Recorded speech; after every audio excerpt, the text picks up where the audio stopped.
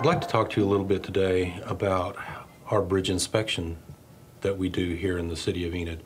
The federal government, through the state of Oklahoma, through Oklahoma Department of Transportation, has a program where they take care of inspecting on a regular basis all the bridges that are not on state highways. And we define bridges of something with a span of 20 feet or longer.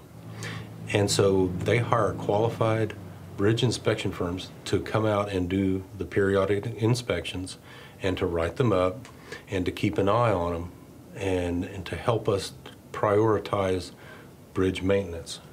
And this is not just the top of the bridge, but this would be the culvert, the deck, the substructure, the inlets and the outlets of the bridge to make sure that there's not a lot of stormwater scouring where basically the running water eats away at the soils that the bridge is built on.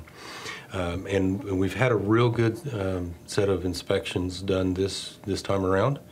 We have some corrections that we need to take care of. Obviously, people have noticed that we closed the approach to Broadway on 5th Street on the south side. That was due to some heavy maintenance and some weakness of one of the beams on the south side. Now it's just the most southern beam, so if we take traffic off the intersection, then we've basically kept the public safe with that. Our policy is that we use engineers to do all our inspections. Our team leaders are basically the people in charge of the inspection crew. Typically we have a 2-person team on the smaller structures. We've had a real good response from our inspection team. Our team leaders generally are professional engineers licensed with the state. All our personnel go through the 2-week training course that the Federal Highway Administration requires. Every 3 to 5 years you have to do a refresher on that. They've been very clear and they've been very straightforward. And it's so important that they do their inspections and that they're fully qualified and they tell us the real condition. You have to be curious. You have to look. You know, you see something, you have to be able to go and look and determine why. I can tell you a whole list of conditions that we have on the bridge, but that doesn't do you any good if I don't tell you the reason behind it, because if not, you're just chasing the symptoms and not going after the underlying cure. We can't stand to have an unsafe bridge because we don't want to find it with a fire truck going through it.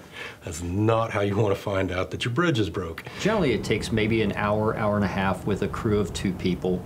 It can be a little bit longer on a bigger structure. The majority of the bridges are culverts. They don't take a tremendous amount of time. When you get into some of the bigger structures, the steel structures, ones where you have to maybe chip away and measure up section loss, those can take 3 to 4 hours. We will continue to do inspections across the system of all our bridges. My staff does inspections of culverts and smaller box structures on a periodic basis as well. But it is so important that we use these qualified inspectors for our bridges.